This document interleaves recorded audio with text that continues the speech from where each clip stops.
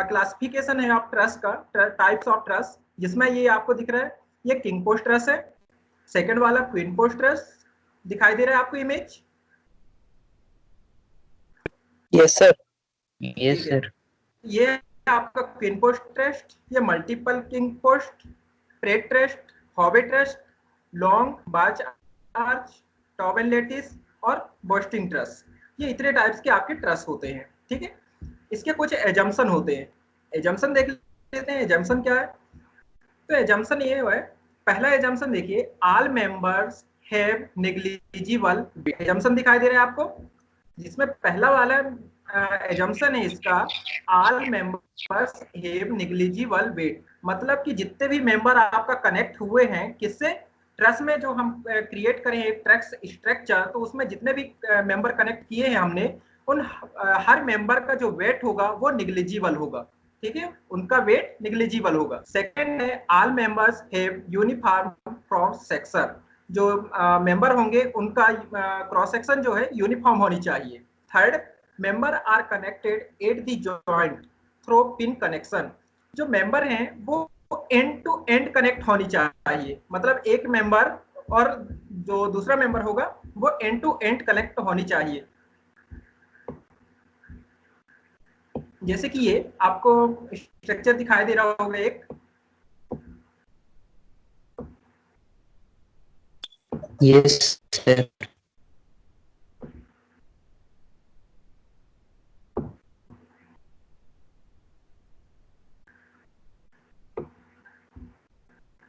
ये दिखाई दे रहा है। यहाँ पे देखिए, यदि मैं इसके एंड और इसके एंड को कनेक्ट करूंगा पिन से, तो ये कैसा कनेक्शन हो जाएगा, पिन कनेक्शन। और जो आपका पिन कनेक्शन होगा वो फ्रैक्शन लेस होनी चाहिए। कैसी होनी चाहिए, फ्रैक्शन लेस। ठीक है, तो आपका स्ट्रक्चर कैसी होनी चाहिए, fraction less.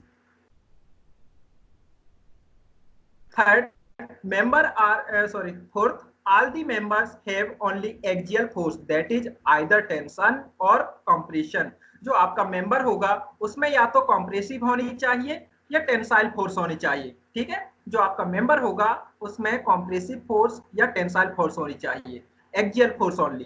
Fifth, all the external force are applied only at the joints, जितने भी आपके ट्रस में जॉइंट होंगे वहां पे आपकी फोर्स अप्लाइड होंगे जॉइंट पे ही, अदरवाइज किसी स्पान पे आपका जॉइंट अप्लाइड नहीं, सॉरी, फोर्स अप्लाइड नहीं होगा। ठीक है, ये हो गए आपके एजम्पशन।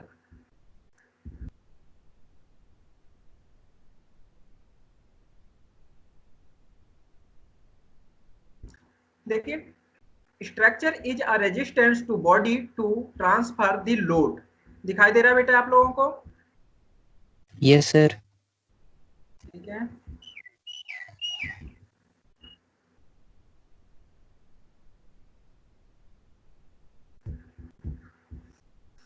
ये देखिए आपका एक्सियल मेंबर दैट इज ये वाला मेंबर आपका कैसा है, टेंशन मेंबर। ठीक है, ये टेंशन मेंबर है जिसको हम टाई बार भी बोलते हैं। टाई बार आप रूप में देखे होंगे, घर में देखे होंगे, जिसका घर वो वाला घर होगा खपड़ेल वाला, तो उसमें देखा होगा एक मेंबर होता है जो नीचे होता है, बहुत उसकी थिकनेस ज्यादा होती है, तो उसको हम बोलते हैं टाई।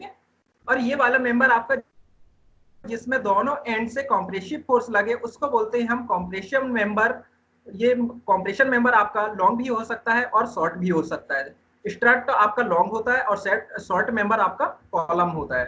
ठीक, यदि आप लोड बीम है, जैसे ये एक आपका सिंपली सपोर्टेड बीम है, बीम में यदि लोड जो एक्सेस है उसके अलोंग लगता है तो उसे हम बोलते हैं लॉन्गिट्यूडनल लोड या एक्सियल लोड। क्या बोलते हैं उसको, लॉन्गिट्यूडनल लोड या एक्सियल लोड। लेकिन यदि एक्सेस के परपेंडिकुलर कोई लोड लगता है तो उसको हम बोलते हैं ट्रांसवर्स लोड। ये आपका ट्रांसवर्स लोड है। और ये देखिए इस मेंबर पे जो ये टेंशन है और ये कॉम्प्रेशन है, ये कैसा है आपका, ये एक्सियल लोड है और इसी को बोलते हैं लॉन्गिट्यूडनल लोड। क्या बोलते हैं, लॉन्गिट्यूडनल लोड और एक्सियल लोड। और ये वाला कैसा है आपका, ट्रांसवर्स लोड। ये हमने दो मेंबर को कनेक्ट करके एक रिजिड मेंबर क्रिएट करे हैं, रिजिड स्ट्रक्चर क्रिएट करे हैं, जिसको हम बोलते हैं ट्रस। हम यहाँ पे लिखा है truss is a combination of axial member connected by pin. ठीक, देखिए जैसे कि मैंने 3 मेंबर को कनेक्ट किया है आपस में, एक मेंबर आपका ये हो गया और दूसरे मेंबर ये और एक मेंबर हॉरिजॉन्टल में। इन तीनों मेंबर को मैंने फ्रैक्शनलेस पिन से कनेक्ट कर दिया है और एक रिजिड स्ट्रक्चर तैयार कर दिया मैंने। उस स्ट्रक्चर को हम बोलेंगे क्या? ट्रस। ठीक, देखिए ट्रस आपके रिजिड के हिसाब से 2 टाइप्स के होते हैं। एक आपका परफेक्ट ट्रस होता है और एक इम्परफेक्ट ट्रस। परफेक्ट ट्रस वह ट्रस जिसमें यदि m equal to 2j minus 3 equal हो तो वो आपका परफेक्ट ट्रस होता है। यदि m is less than 2j minus 3 हो तो वो डिफिशिएंट ट्रस और इसी को बोलते हैं हम इम्परफेक्ट ट्रस। इम्परफेक्ट ट्रस ये दोनों आपके होते हैं। बस इम्परफेक्ट ट्रस के ये 2 टाइप्स होते हैं, एक डिफिशिएंट ट्रस होता है और एक सुपर ट्रस होता है। ये कैसे हम पता करते हैं कि ये हमारा परफेक्ट ट्रस है या इम्परफेक्ट ट्रस है? तो इसको हम कंफर्म करने के लिए कैलकुलेट करते हैं। देखिए यदि आपका member m equal to 2j minus 3 equal, हमने वो करते हैं फार्मूला यूज करते हैं। यदि आपका मेंबर m यहाँ पे मेंबर है, नंबर ऑफ मेंबर, और j यहाँ पे जॉइंट है, तो यदि m equal to 2j minus 3 होता है तो आपका स्ट्रक्चर कैसा है? Perfect truss. और यदि m equal to 2j minus 3 नहीं होता है तो वो आपका इम्परफेक्ट ट्रस है। अब हम यहाँ पे देखते हैं हमारा ट्रस ये वाला, जैसे ये फिगर में देखिए, इस फिगर को छोड़िए, ये देखिए ये ट्रस है एक। इस ट्रस में देखिए ये ट्रस, इस ट्रस में ये बताइए कितने जॉइंट से मेंबर हैं। हम इसमें मेंबर देखेंगे, m इक्वल m मतलब होता है मेंबर और j यहाँ पे जॉइंट हो। तो हम देख रहे हैं कि 1 2 3 4 5 6 और 7, मतलब 7 ये है तो 7 क्योंकि सेम है स्ट्रक्चर, तो 7 दूनी 14 और एक ये हो गया कितना? 15। तो मतलब हमारे पास मेंबर कितने हो गए? 15। तो m इक्वल टू हम लिखेंगे 15। फिर जॉइंट देखेंगे तो हम देख रहे हैं जॉइंट 1 2 3 4 5, 5 जॉइंट इस साइड है और तो इधर भी 5 जॉइंट होनी चाहिए, लेकिन 5 जॉइंट कैसे होगा? इस यहाँ पे कंसीडर कर लिए तो उस वाले नहीं करेंगे इसको, इस वाले जॉइंट को, ये एक बार कंसीडर होगा। तो आपके 5 यहाँ है तो यहाँ पे कितने होंगे? 4। देखिए 1 2 3 4, तो कितने हो गए टोटल? 5 4 9। कितने जॉइंट? 9। अब हम वैल्यू पुट करते हैं फार्मूले में, तो हमारा फार्मूला होता है m equal to 2j minus 3। m की वैल्यू है हमारे पास कितने कितने मेंबर? 15 मेंबर। तो हमने लिखे यहाँ पे 15 इक्वल टू 2 तो जे की वैल्यू कितना है हमारे पास? 9। तो हमने लिखे यहाँ पे 9। 9 इंटू 2 कितने हो गए? 13, सॉरी 18। 18 में से 3 गए, कितने बचे? 15। अब ये देखिए जो आपका ये इक्वेशन को सॉल्व किए तो ये कितना आ रहा है? 15 आ रहा है। इक्वल टू किसके हो रहा है? m के बराबर हो रहा है। ये m के बराबर है, तो ये हमारा कैसा ट्रस है? परफेक्ट ट्रस है। ठीक है सर एक बार मेंबर वाला फिर से बताइए। देखिए ये सर तो मेंबर किससे कहते हैं, एक बार फिर से बताइए ना सर। हाँ देखिए हमारा ट्रस परफेक्ट ट्रस होता है और इम्परफेक्ट ट्रस। अब परफेक्ट ट्रस में हम देखते हैं यदि m equal to 2j minus 3 होगा तो वो हमारा परफेक्ट ट्रस होगा। यदि ये लेस देन होगा या ग्रेटर देन होगा तो वो हमारा इम्परफेक्ट ट्रस होगा। अब यहाँ हम देखते हैं हमारा ये जो ट्रस दिया हुआ है वह कैसा है। तो हम देखेंगे मेंबर, m आपका यहाँ पे डिनोट करता है मेंबर को और j डिनोट करता है किसको? जॉइंट को। तो हम देख रहे हैं मेंबर, एक मेंबर ये हो गया, यहाँ से ये जॉइंट से लेके ये जॉइंट तक कितने मेंबर हो गए? ये एक मेंबर। फिर इस जॉइंट से देखिए इस जॉइंट तक ये सेकंड मेंबर। फिर इस जॉइंट से इस जॉइंट तक ये थर्ड मेंबर। इस जॉइंट से इस जॉइंट ये फोर्थ मेंबर। और एक मेंबर ये है, एक मेंबर ये हो गया और एक मेंबर ये हो गया। देख गए? यहाँ पे देख लीजिए, देखिए एक मेंबर ये हो गया मेरा, ठीक, एक मेंबर ये है और एक मेंबर ये है। मैंने एक ट्रस कंसीडर कर लिया ये वाला। इसमें देखिए कितने मेंबर हैं आपके? 3 मेंबर हैं। तो मैं लिखूंगा m equal to 3 2j minus 3, 2j minus 3। ठीक है, तो यहाँ पे मैंने देखा कि मेंबर कितने मेंबर है? एक मेंबर और ये दूसरा मेंबर और ये तीसरा मेंबर, 3 मेंबर है। तो मैं लिखूंगा m इक्वल टू 3। ठीक, अब 2j माइनस 3, 2 into 3 इंटू 3। क्यों? क्योंकि 3 मेंबर है, 3 जॉइंट है, एक ये है और एक ये है और एक ये वाला है, तो कितने जॉइंट हो गए? 3। तो हम लिखेंगे 3 माइनस 3, तो ये कितना हो गया? 6 माइनस 3 इक्वल टू 3। ये इक्वेशन से 3 आया और हमारा मेंबर कितने हैं? 3 मेंबर है, यस सर, 3 मेंबर है ना। थ्री। हाँ, यस सर। तो हमने देखा कि जो हमारा इक्वेशन है वो m equal to 2j minus 3 यदि आता है तो वो कैसा ट्रस होता है? हमारा परफेक्ट ट्रस होता है। कैसा होता है? Yes perfect truss. और यदि इक्वल टू नहीं आता है तो वो हमारा इम्परफेक्ट ट्रस होता है। ठीक है? Yes sir. हाँ, अब यहाँ पे देखिए, इसमें काउंट कीजिए आप मेंबर, 1 2 3 4 5 6 और ये 7 और फिर एक ये 8, फिर 9 10 11 12 13 14 15। तो मैंने लिखा m इक्वल टू 15। फिर जॉइंट कंसीडर करूंगा, एक जॉइंट, 2 3 4 5 6 7 8 9, तो कितने जॉइंट हो गए? 9। अब मैंने 2j माइनस 3 में फार्मूले में पुट करूंगा तो ये हो जाएगा 2j माइनस 3, मतलब 2 इंटू 9 18 माइनस 3, तो कितना हो गया? 15। तो m इक्वल टू हमारा ऑलरेडी 15 था और ये भी 15, तो ये हमारा कैसा ट्रस है? Perfect truss. ठीक है?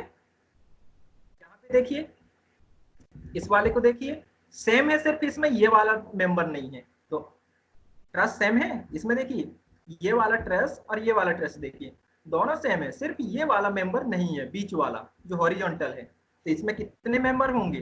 14 मेंबर। 14 मेंबर क्यों? क्योंकि इसमें 15 मेंबर था, 15 मेंबर से ये वाला पोर्शन आपका नहीं है, ये वाला, ये हॉरिजॉन्टल वाला। तो कितना बचा? 14। तो हम लिखेंगे 14। जॉइंट तो सेम होंगे, क्यों? क्योंकि यहाँ से यहाँ तक का जो हमारा मेंबर था उसको हम कनेक्ट नहीं किए हैं, लेकिन यहाँ पे तो जॉइंट है, यहाँ भी जॉइंट है, तो हमने यहाँ पे जॉइंट देखे, यहाँ पे जॉइंट।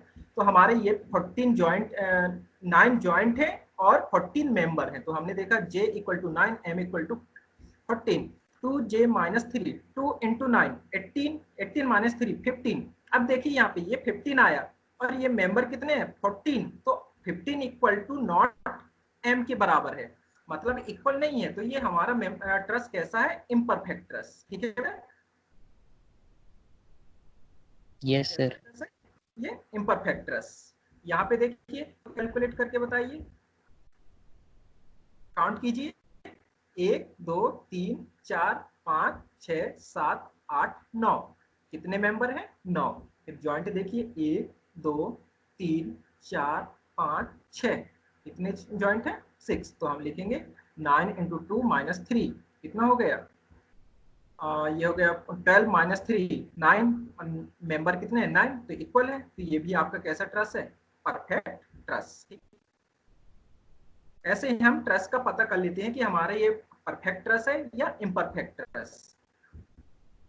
चलिए, यदि आपका मेंबर, जो नंबर ऑफ मेंबर है वो लेस देन आया इस इक्वेशन से, तो उसको हम बोलते हैं डिफिशिएंट ट्रस। और यदि आपका मेंबर ग्रेटर देन आ गया 2j माइनस 3 से, तो सुपर ट्रस बोलते हैं। जैसे कि मेंबर है हमारे पास 15 और इस इक्वेशन से सॉल्व किए तो हमारा आया कितना? 14। तो आपका ये कैसा हो गया? Super truss. और जैसे मान लीजिए ये हमारा कितना था? 14 और ये आ गया 13 नंबर ऑफ मेंबर, तो ये हमारा डिफिशिएंट ट्रस होगा। ठीक है?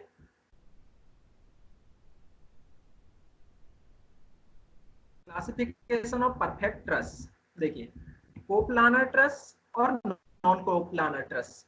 Simple truss m equal to 3 और compound truss m is greater than 3, मतलब जो नंबर ऑफ मेंबर होंगे वो 3 होंगे, किसमें? सिंपल ट्रस में। और कंपाउंड ट्रस में number of member greater than होंगे किससे? 3 से।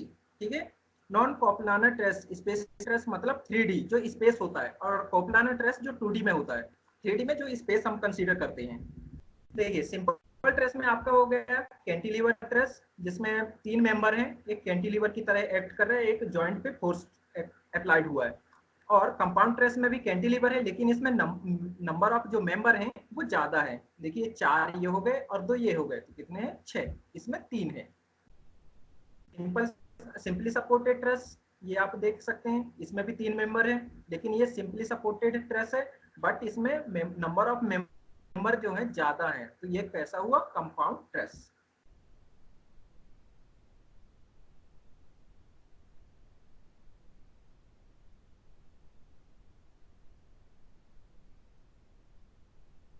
देखिए अब हमारे इसमें होते हैं कुछ मेथड ट्रस्ट को एनालिसिस करने के लिए। हमारे पास मेथड होते हैं, method of analysis, method of joints, method of sections, method of graphical method और मेथड ऑफ टेंशन कोफिशिएंट।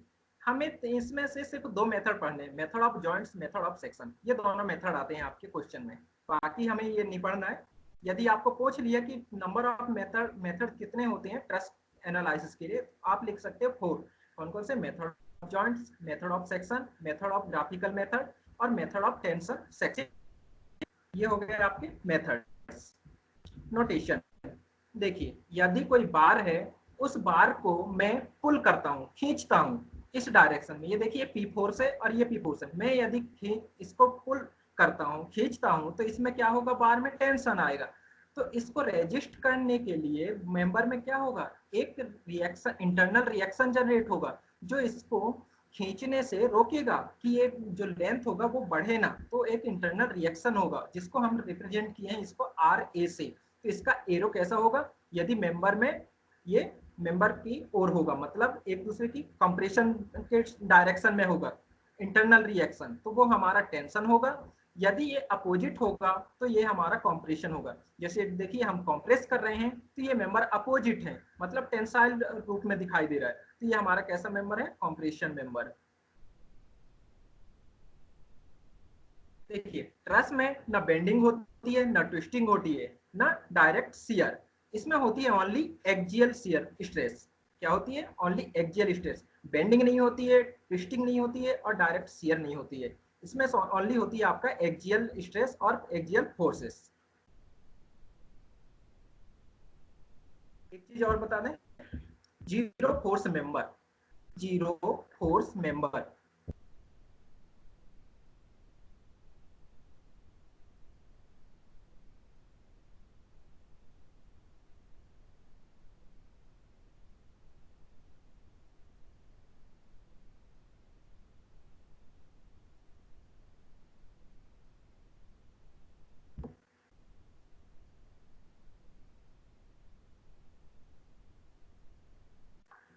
देखिए जीरो फोर्स मेंबर क्या होता है?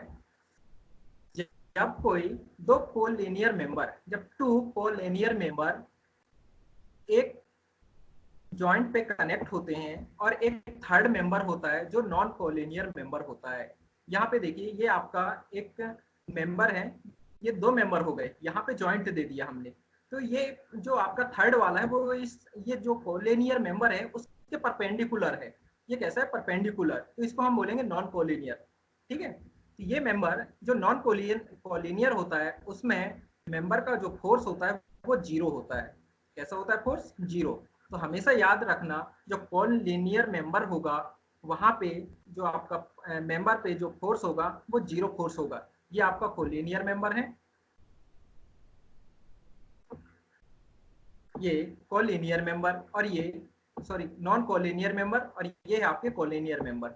मतलब एक ही लाइन में एक्ट करना, जो फोर्स एक ही लाइन में एक्ट करते हैं वो आपके कोलिनियर कहलाते हैं, और जो फोर्स एक ही लाइन में एक्ट नहीं करते हैं वो आपके कोलिनियर कहलाते हैं। तो देखिए ये वाले मेंबर आपके एक ही लाइन पे एक्ट कर रहे हैं, line of action of all member in same line, तो ये आपका क्या हो गया? Collinear member. लेकिन ये वाले मेंबर का फोर्स देखिए, इसका लाइन ऑफ एक्शन अलग है, कुछ अलग डायरेक्शन में है। तो इसमें जो फोर्स होगा मेंबर में वो फोर्स जीरो होगा। कैसा होगा? जीरो फोर्स होगा, इसका फोर्स जीरो होगा। ठीक है, तो यहाँ पे आप देख सकते हो कोलिनियर मेंबर। ये देखिए आपकी ये ट्रेस है, ये वाला ट्रेस, ये दो मेंबर हैं टी बी डी और T A B. T B D और टी ए बी, तो ये तो कोलिनियर है, लेकिन ये कैसा है आपका? Non collinear. तो इसमें जो मेंबर टीबीसी की वैल्यू होगा वो जीरो होगा। इसमें देखिए ये आपका कोलिनियर है लेकिन ये नॉन कोलिनियर है, तो टी सी डी की वैल्यू जीरो होगा। इसमें ये वैल्यू आपका कोलिनियर है, नॉन कोलिनियर ये वाला बी सी, तो इसकी वैल्यू जीरो होगा। यहाँ पे ये जीरो हो जाएगा, देख सकते हैं आप। Summation F Y equal to zero, tau B C equal to zero.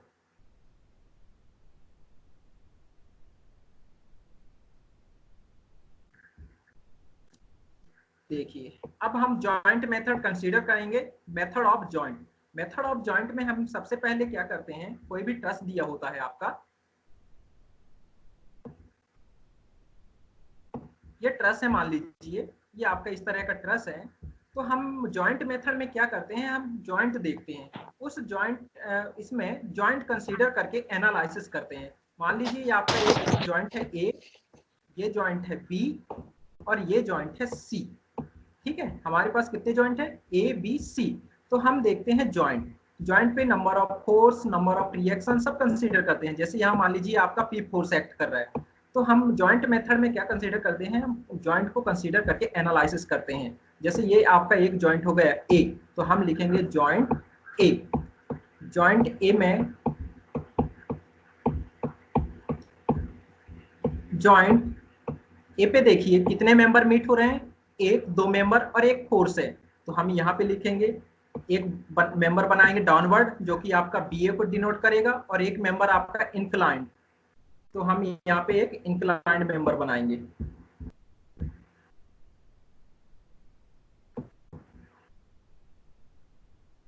इस तरह, और एक फोर्स एक्ट कर रहा है जो कि डाउनवर्ड डायरेक्शन में है, ये फोर्स।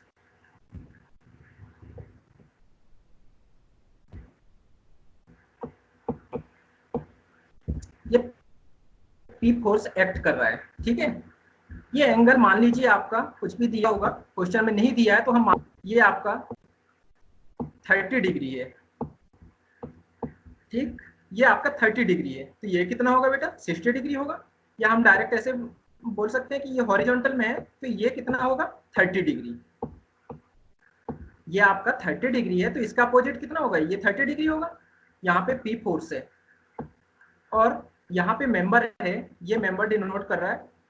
देखिए यदि एरो पॉइंट से दूर जाता हुआ एरो है तो उसको हम टेंशन कंसीडर करेंगे। कैसा, टेंशन। और यदि एरो पॉइंट की ओर आता है तो उसको हम कॉम्प्रेशन कंसीडर, कैसा कंसीडर करेंगे, कॉम्प्रेशन। जैसे ये देखिए ये एरो पॉइंट की ओर आ रहा है तो इसको हम कॉम्प्रेसिव कंसीडर करेंगे, और ये वाला देखिए पॉइंट से दूर जा रहा है तो उसको हम टेंशन कंसीडर करेंगे। ठीक है, अब इसको एनालिसिस करने के लिए हमारे ये मेंबर थे, इन मेंबर पे फोर्स निकालना है हर मेंबर पे, तो हम इनका रेजोल्यूशन करते हैं, फोर्स का रेजोल्यूशन।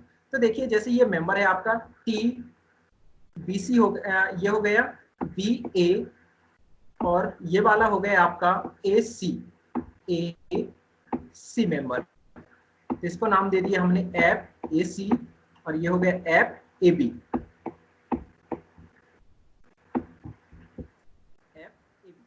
अब देखिए हमारे दो इक्विलिब्रियम इक्वेशन तीन होते हैं, एक हॉरिजॉन्टल इक्वेशन और वर्टिकल और एक मोमेंट। तो हमारे यहाँ पे जॉइंट है, यहाँ पे हमारा मोमेंट कंसीडर नहीं होगा, यहाँ पे ओनली आपके दो इक्विलिब्रियम इक्वेशन कंसीडर होंगे, एक summation of vertical force equal to 0, summation of horizontal force equal to 0। तो हम क्या करेंगे, जो हमारा इंक्लाइंड फोर्स होगा, इंक्लाइंड मेंबर होगा, उसको हम रेजोल्व करेंगे किस डायरेक्शन में, वर्टिकल आइदर हॉरिजॉन्टल। तो देखिए हम इसको पहले हॉरिजॉन्टल में करेंगे, तो हम जानते हैं जिस डायरेक्शन में एंगल होता है तो उस डायरेक्शन में हम क्या लिखते हैं, कॉस थीटा, और जिस डायरेक्शन में एंगल नहीं होता है उस डायरेक्शन में हम क्या लिखते हैं, साइन थीटा। तो देखिए ये हमारा कैसा है, ये 30 डिग्री एंगल बन रहा है, तो हम इससे लिख सकते हैं हॉरिजॉन्टल डायरेक्शन में F A C cos theta लिख सकते हैं, कॉस थीटा। Yes sir. और इसको हम लिख सकते हैं F A C sine theta. यहाँ पे लिख सकते हैं हम वर्टिकल डायरेक्शन में F A C sine theta, sine theta. अब देखिए जब हमें इक्विलिब्रियम इक्वेशन लगाएंगे तो हमारा मेंबर पे फोर्स आ जाएंगे, दो मेंबर है हमारे पास, एक ये है और एक ये। अब मान लीजिए ये हमारा पी फोर्स दिया हुआ है 5 किलो न्यूटन, तो हम इजीली निकाल सकते हैं summation of vertical force equal to 0 लगा देंगे, वर्टिकल फोर्स इक्वल टू 0। तो हम देखेंगे यहाँ पे जितना भी summation of vertical force equal to 0 होनी चाहिए। तो ये वाला एरो देखिए इसका डाउनवर्ड है, और ये वाला जो आपका एफ ए सी है ये भी डाउनवर्ड हो जाएगा, मतलब एक ही डायरेक्शन में। तो आप लिख सकते हो एफ वर्टिकल डायरेक्शन में A C sine theta, sine theta plus क्या है ये मेंबर एफ बी ए, तो आप लिखोगे एफ बी ए, और ये पी लोड भी है एक ही डायरेक्शन में, तो इसको लिखोगे plus 5 equal to 0, equal to 0। ठीक है, तो एक इक्वेशन ये बन जाएगा, क्यों? क्योंकि यहाँ पे एफ ए सी और एफ बी ए दोनों अननोन है, तो हमारे एक इक्वेशन बनेगा। तो हम फिर लगाएंगे एक इक्विलिब्रियम इक्वेशन, वो कौन सा हो जाएगा? वो हो जाएगा summation of horizontal force equal to 0। Horizontal force equal to 0, तो आप देख सकते हैं कि जो इसका एरो है एफ ए सी का, ये अपोजिट डायरेक्शन में है, और जो आपका एफ, ये कौन सा है? ठीक है, ये वाला मेंबर नहीं है आपका, ये मेंबर नहीं है, ये आपका हॉरिजॉन्टल डायरेक्शन डिनोट कर रहा है। ठीक है, तो आपका हो गया एफ ए सी, मैंने इसको ले लिया कैसा? टेंशन, एक ही डायरेक्शन में। तो एफ ए सी हॉरिजॉन्टल में देखिए और कोई मेंबर है क्या? या फोर्स नहीं है, तो आप लिखोगे F A C equal to 0, F A C equal to 0, 0 आ जाएगा। हॉरिजॉन्टल डायरेक्शन में देखिए कोई भी फोर्स नहीं दिया है, एक ही मेंबर है इनक्लाइंड मेंबर, ये वाला एसी मेंबर है, और कोई हॉरिजॉन्टल फोर्स नहीं है, तो आप लिखोगे F A C equal to 0, मतलब एफ ए सी की वैल्यू कितना आ जाएगा? 0। तो आप यहाँ पुट करोगे तो F A C equal to 0, F B A equal to कितना हो जाएगा? -5 किलो न्यूटन। ठीक, तो ऐसे हम एनालिसिस करते हैं ट्रस को।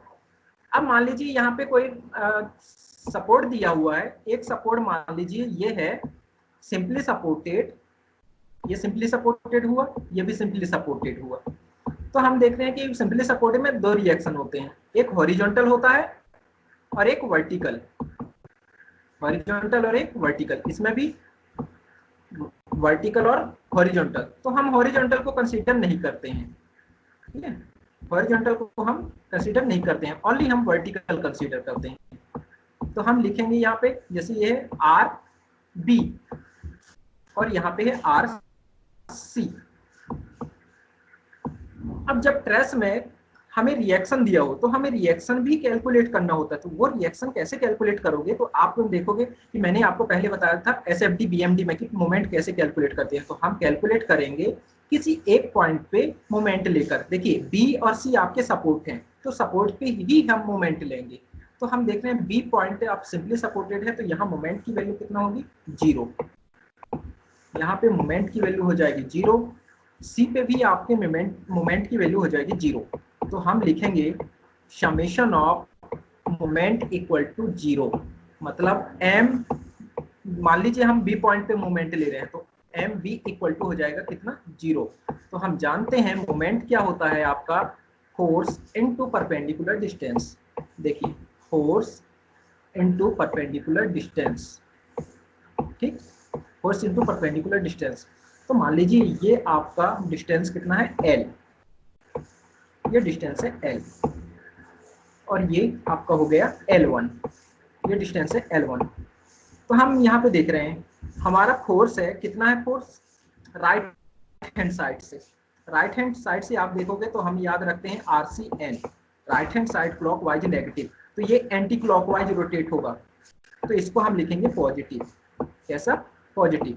तो हम लिखे R C into perpendicular distance कितना है? ये आर सी का परपेंडिकुलर L, तो हम लिखेंगे L इक्वल टू, अब कोई फोर्स दिया हुआ है यहाँ पे क्या, या कोई मेंबर?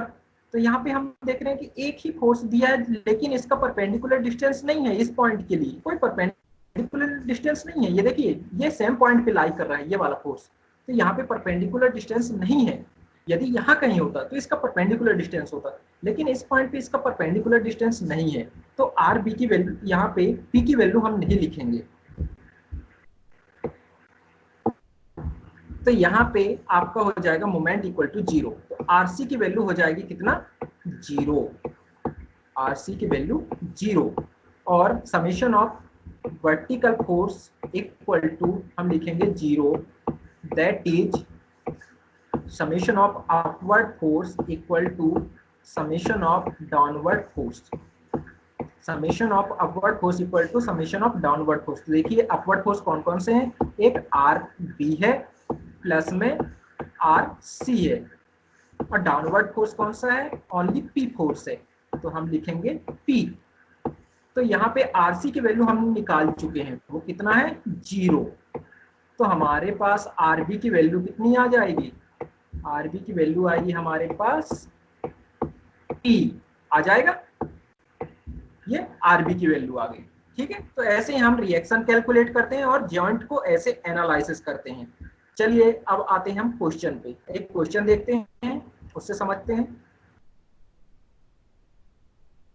यहाँ देखिए बेटा, हमारे पास एक ट्रस दिया हुआ है जिसमें 3 मेंबर हैं जो इंक्लाइंड है 60 डिग्री से, सिंपली सपोर्टेड ट्रस है जो इंक्लाइंड है 60 डिग्री से। ये आपका सिंपली सपोर्टेड है, मतलब रोलर हिंज सपोर्ट है, और ये रोलर सपोर्ट है। आप जानते हो कि हिंज सपोर्ट में 2 रिएक्शन होते हैं, एक हॉरिजॉन्टल एक वर्टिकल, और रोलर सपोर्ट में आपका एक ही रिएक्शन होता है वर्टिकल। ठीक है, और एक ये जॉइंट है सी, कैसा जॉइंट है ये सी जॉइंट। यहाँ पे एक लोड है पी, तो हम इसको भी वैसे ही एनालिसिस करेंगे जैसे अभी एनालिसिस कर रहे थे। मैंने क्या कंसीडर किया, 8 पॉइंट सी पॉइंट कंसीडर किया।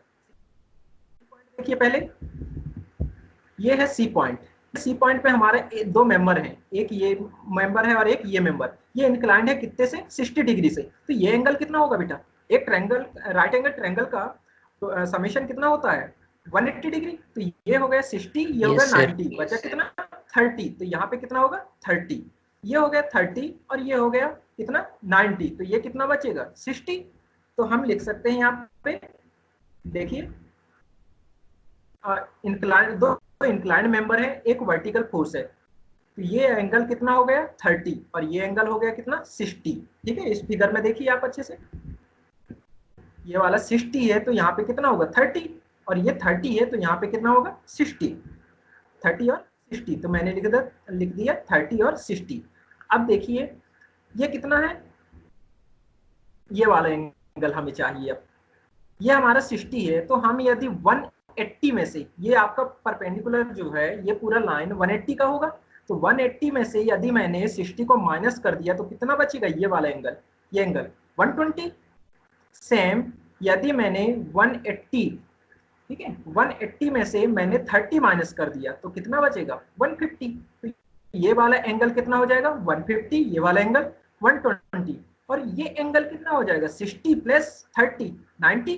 तो आपने लामिस थ्योरम पढ़ा था, याद होगा, सर पढ़ाए थे मधुर सर ने लामिस थ्योरम, जिसमें लिखा हुआ है, उनने लिखवाए होंगे एफ ए सी है ना, sine 1 theta equal to F B C upon sine theta equal to जो भी लोड होगा डिवाइडेड बाय उसके सामने का जो एंगल होगा, ऐसे लिखवाए थे उनने, है ना, ऐसे फार्मूला आपने पढ़ा होगा, सब पढ़वाए थे। ठीक है, तो हम यहाँ पे देख रहे हैं पी, इस मेंबर के सामने कौन सा एंगल बन रहा है, ये है 90 डिग्री, तो आप लिखोगे P sin 90 equal to RBC, RBC के सामने का कौन सा एंगल है 150, तो आप लिखोगे RBC sin 150 डिग्री।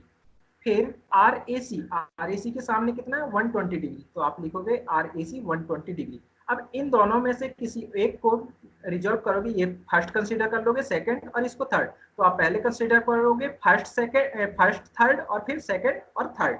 तो यहाँ से RAC की वैल्यू आएगा, फिर RBC की वैल्यू। तो मैंने कंसीडर किया सबसे पहले फर्स्ट और थर्ड, तो मेरा देखा कि RAC इक्वल टू हो गया साइन 120 P अपॉन साइन 90। इसको सॉल्व करोगे तो P साइन 20 समथिंग कुछ भी आ जाएगा, RAC की वैल्यू ये आ जाएगा समथिंग √3 P अपॉन 2, क्योंकि ये साइन 90 है और ये साइन 120 इंटू P हो जाएगा, इसकी वैल्यू हो जाएगी √3/2 इंटू P। ठीक है, इसके बाद RBC, इन दोनों को कंसीडर करोगे, RBC upon sine 150 equal to P upon sine 90, तो RBC की वैल्यू आ जाएगा यहाँ से। तो हमने निकाल लिया RBC इक्वल टू P/2। अब 8 पॉइंट B आप कंसीडर करेंगे, कौन सा पॉइंट B पॉइंट। देखिए मेंबर में हमें कंसीडर करना था, RAC की वैल्यू भी आ गया हमारे पास और RBC की वैल्यू। अब हमें निकालना है, ये देखिए हमने कंसीडर इसकी वैल्यू निकाल ली है RAC की और RBC की। अब बचा है सिर्फ एक ही, वो कौन सा है AB। तो हम या तो A जॉइंट कंसीडर कर सकते हैं या B जॉइंट। तो हमने अभी यहाँ पे कौन सा कंसीडर किए हैं वो देख लेते हैं। 8 पॉइंट B हमने B पॉइंट कंसीडर किए, तो B पॉइंट पे आप देख सकते हैं, एक आपका इंक्लाइंड मेंबर है जो बीसी है, आरबीसी, जो कि 30 डिग्री एंगल से इंक्लाइंड है। ये 30 डिग्री एंगल से आरबीसी इंक्लाइंड है बी पॉइंट पे, और एक हॉरिजॉन्टल मेंबर है, वो कौन सा है, एबी, और एक रिएक्शन है वर्टिकल। तो यहां से हम रिएक्शन कैलकुलेट भी कर सकते हैं। देखिए हम लगाएंगे यहाँ पे, पहले देख लीजिए बी पॉइंट पे हमारा एक मेंबर है आरबीसी जो कि 30 डिग्री से इंक्लाइंड है, और एक मेंबर है आपका हॉरिजॉन्टल जो कि आरएबी है। इसमें हमने कैसे कंसीडर किए थे, कॉम्प्रेसिव, तो हमने यहाँ भी कॉम्प्रेसिव कंसीडर कर। ये मेंबर, इस मेंबर में हमने कैसा कंसीडर किया, टेंशन, क्यों, क्योंकि ये एरो आपका पॉइंट से दूर जा रहा है और ये एरो पॉइंट की ओर आ रहा है, तो ये कॉम्प्रेसिव है। तो हमने देखा आर ए बी, और ये हो गया आर बी, ये रिएक्शन है आर बी। अब हम लगाएंगे equilibrium equation, that is summation of vertical force equal to 0। Vertical force हम यहाँ पे देखेंगे, तो इसको रिजॉल्व करिए। सबसे पहले इसको जब रिजॉल्व करोगे वर्टिकल डायरेक्शन में, तो हम क्या लिखेंगे, जिस तरफ एंगल नहीं है तो उस तरफ लिखेंगे R B C sine theta. तो थीटा की वैल्यू कितनी है, 30। तो अब हम लिख सकते हैं, ये दोनों की डायरेक्शन अपोजिट है वर्टिकल में। देखिए आरबीसी ऊपर की ओर जा रहा है, और सॉरी आर बी ऊपर की ओर जा रहा है जो रिएक्शन है, और आरबीसी डाउनवर्ड की ओर आ रहा है। इसका डायरेक्शन देखिए पॉइंट की ओर है, तो ये डाउनवर्ड आएगा। तो ये दोनों अपोजिट डायरेक्शन में है। तो हमारे यहाँ पे दो रिएक्शन, एक आरबी और एक आरबीसी है। तो हम लिख सकते हैं R B equal to R B C sine 30। Sine 30 की वैल्यू होता है 1/2, आरबीसी की वैल्यू हमने निकाल ली है, तो कितना, p/2। आरबी की वैल्यू कितना है, p/2। तो ये कितना आ जाएगा, आरबी p/4 हो जाएगा, p/4 आरबी की वैल्यू। फिर हम देखेंगे summation of F X equal to 0। तो अब देखते हैं summation F X equal to 0, that is summation of right side equal to summation of left side. मतलब हॉरिजॉन्टल फोर्स देख रहे हैं आप, कौन सा फोर्स, हॉरिजॉन्टल। अभी इस आरबीसी को आप क्या कीजिए, हॉरिजॉन्टल डायरेक्शन में रिजॉल्व कीजिए। तो मैं इसको रिजॉल्व करता हूँ। तो जिस और थीटा होता है, एंगल दिया होता है, उस डायरेक्शन में हम रिजॉल्व करते हैं, तो वो क्या कंसीडर करते हैं, कॉस थीटा। तो हम लिखेंगे आरबीसी कॉस थीटा। अब दोनों का जो डायरेक्शन है आरबीसी का और आरएबी का, वो अपोजिट है। तो हम लिखेंगे R A B equal to R B C cos 30 degree. तो p/2 आरबीसी की वैल्यू है और कॉस 30 की वैल्यू है √3/2। तो आर ए बी की वैल्यू आ गया है √3 p/4। अब हमारे पास रिएक्शन की भी वैल्यू आ गया, और आपके जो आर ए बी जितने मेंबर था उनकी फोर्स आ गया। फिर हम यहाँ पे आर ए वाई बचा हुआ है, जो रिएक्शन है ए पॉइंट पे, तो उसकी रिएक्शन देख लेते हैं। तो 8 पॉइंट ए हम कंसीडर करते हैं आर ए सी और R A B. R A C की वैल्यू हम निकाल चुके हैं, ए बी की वैल्यू निकाल चुके हैं। अब हम लिखेंगे आर ए वाई। देखिए तो हम लगा रहे हैं summation F X equal to 0। यहाँ पे एक दो रिएक्शन है, कौन कौन से, एक हॉरिजॉन्टल एक वर्टिकल, क्योंकि यहाँ पे दो, एक आपका हिंज सपोर्ट था और एक रोलर सपोर्ट। रोलर सपोर्ट पे एक ही रिएक्शन था वर्टिकल, लेकिन जो आपका हिंज सपोर्ट था वहां पे दो रिएक्शन थे, एक हॉरिजॉन्टल और एक वर्टिकल। तो हॉरिजॉन्टल में देखिए, इसको रिजॉल्व करोगे तो ये हो जाएगा R A C cos theta, और ये हो जाएगा आर ए बी। इसका डायरेक्शन देखो, और इस वाले फोर्स का आर ए सी और आर ए एक्स का डायरेक्शन देखो, ये दोनों एक ही डायरेक्शन में है। जब summation of F X equal to 0 लगाओगे, हॉरिजॉन्टल फोर्स इक्वल टू 0 लगाओगे, तो ये हो जाएगा R A X plus R A C cos 60 degree equal to R A B. R A B इसलिए क्योंकि ये अपोजिट डायरेक्शन में। तो यहाँ से हमारा आर ए एक्स की वैल्यू आ जाएगा, और R A Y. R A Y कैसे निकालेंगे, तो हम लगा देंगे इक्विलिब्रियम इक्वेशन, कौन सा, वर्टिकल। तो हम लिखेंगे summation of vertical force equal to 0। तो ये हो जाएगा R A Y equal to R A C. इसको रिजॉल्व करिए वर्टिकल डायरेक्शन में, तो ये हो जाएगा R A C sine theta. तो हमारा ये दोनों का डायरेक्शन अपोजिट है, तो हम लिखेंगे R A Y equal to R A C sine 60 degree. तो आर ए वाई की वैल्यू आ जाएगा। देखिए आर ए एक्स की वैल्यू कितना है हमारे, ये तो डायरेक्ट भी आप देख सकते हो समेशन। यहाँ पे ये देखिए हॉरिजॉन्टल में कोई फोर्स नहीं था मेंबर पे, मेंबर पे देखिए हॉरिजॉन्टल डायरेक्शन में कोई भी फोर्स नहीं था। तो हमारा हॉरिजॉन्टल मेंबर का जो फोर्स होगा, जो हॉरिजॉन्टल डायरेक्शन में फोर्स होगा, वो क्या होगा, 0। क्योंकि यहाँ पे हॉरिजॉन्टल डायरेक्शन में कोई भी फोर्स नहीं दिया है, लेकिन वर्टिकल डायरेक्शन में आपको फोर्स दिया हुआ है, तो आप वर्टिकल डायरेक्शन में आर ए वाई की भी वैल्यू आएगा, आर बी की वैल्यू भी आएगा। लेकिन हॉरिजॉन्टल डायरेक्शन में कोई फोर्स नहीं है, ओनली एक ही रिएक्शन है, तो उसकी वैल्यू कितनी हो जाएगी, 0। तो यहाँ से आपने कैलकुलेट भी करके देख लिया है कि जो आपका आर ए एक्स की वैल्यू आ रहा है वो 0 है। फिर आप देख सकते हैं summation of F Y equal to 0 जब मैंने लगाया तो R A Y equal to R A C sine 60 degree, तो ये आर ए सी की वैल्यू है √3p/2 इंटू √3/2 साइन 60 डिग्री का वैल्यू होता है √3/2। आर ए वाई भी आ गया, सारे वैल्यू आपकी आप आ चुके हैं। तो फिर एक लास्ट में एक टेबल बनाइए, टेबल बना के उसमें लिखिए सीरियल नंबर, मेंबर, फोर्स और नेचर। तो हम देख रहे हैं सीरियल, आपको कॉलम 4 बनाना है, यहाँ पे 3 बनाया मैंने, उसमें लिखना सीरियल नंबर, फिर लिखना एक मेंबर, एक फिर लिखना फोर्स और फिर लिखना नेचर।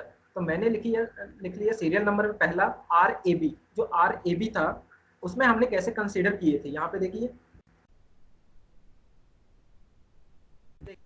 आपका आर ए सी है, इसका जो हमने मेंबर में फोर्स कंसीडर किए हैं वो कैसा कंसीडर किए हैं, कॉम्प्रेसिव, ये लिखा है मैंने